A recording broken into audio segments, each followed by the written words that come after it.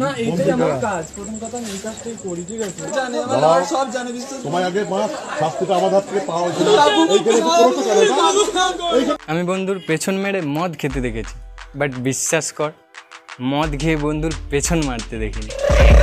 I got broads in Atlanta, just to lean the family, credit cards and the scammers.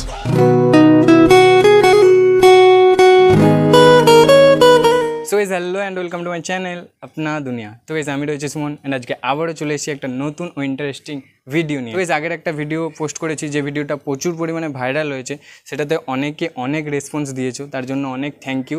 এবং তারপরে কি ঘটনা হয়, তারপরে পুলিশ কেস হয় অ্যান্ড আফটার কেসের পরে যা যা হয়েছে সেগুলো আমি তোমাদের কাছে তুলে ধরবো। আর কি হয়েছে, কেন হয়েছে, কী জন্য হয়েছে, তারপরে কেস হওয়ার পরে কি হয়েছে সেগুলো তোমাদের সাথে শেয়ার করবো। চলো ভিডিওটা কন্টিনিউ করো। না এইটাই আমার কাজ, প্রথম কথা আমি এই কাজটাই করি, ঠিক আছে? এবার এইটা স্টার্ট করি, এই অ্যাডাল্ট ভিডিও বানানো।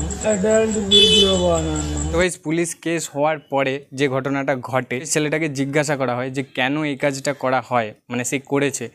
তো সে প্রথমেই বলে যে প্রথমত তার এটাই কাজ, অ্যাডাল্ট ভিডিও বানানো। কি আর করবে বলো, বাংলাতে যদি কাজের অভাব হয় ছেলে তো এটাই করবে বলো, কিছু করার নেই, এটাতে তার কোনো দোষই নেই। সো গাইস তারপরে কি হয় দেখো।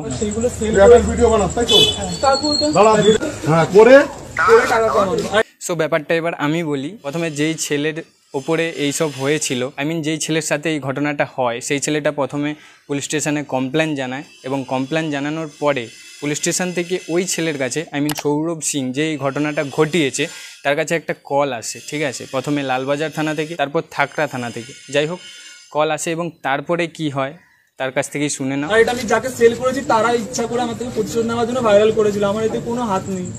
আচ্ছা ঠিক আছে। হ্যাঁ তো গাইস এখানে একটা টুইস্ট আছে। তো ছেলেটা অ্যাডাল্ট ভিডিও বানায়, সৌরভ সিং যে ঘটনাটা ঘটিয়েছে সে অ্যাডাল্ট ভিডিও বানায়। এবং যার সাথে এই ঘটনাটা হয় সেই ছেলেটা প্রথমে পুলিশ স্টেশনে কেস করে, এবং পুলিশ স্টেশন থেকে যখন তাকে কল করা হয় লালবাজার থানা থেকে, তখন সে পুলিশকে বলে যে আমার এটাই কাজ, আমি এটা বিক্রি করি। ও অ্যাডাল্ট ভিডিও বানায় এবং সেটা বিক্রি করে ইনকাম করে। যাই হোক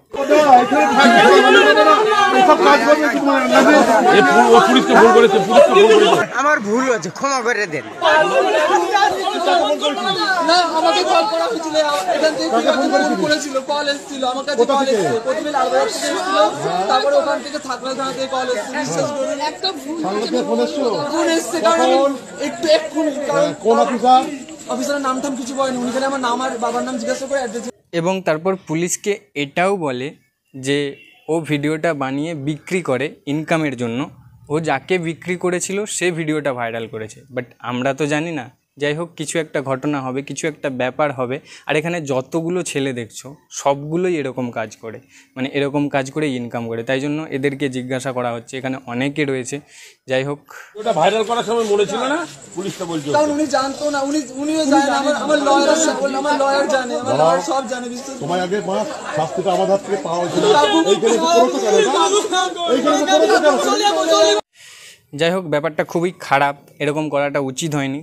এরকম করে আবার ভাইরালও করা হয়, এটা তো একদমই উচিত হয়নি। যাই হোক এতটা পর্যন্ত হয়ে গেছে যখন, কিছু শাস্তি বা কিছু তো ছেলেটার পাওনা আছে, তো সেটাই তোমরা কমেন্ট বক্সে জানাও যে কি করা উচিত বা কিছু ব্যাপার যদি থাকে। আর ভিডিওটা প্রচুর পরিমাণে শেয়ার করে দাও।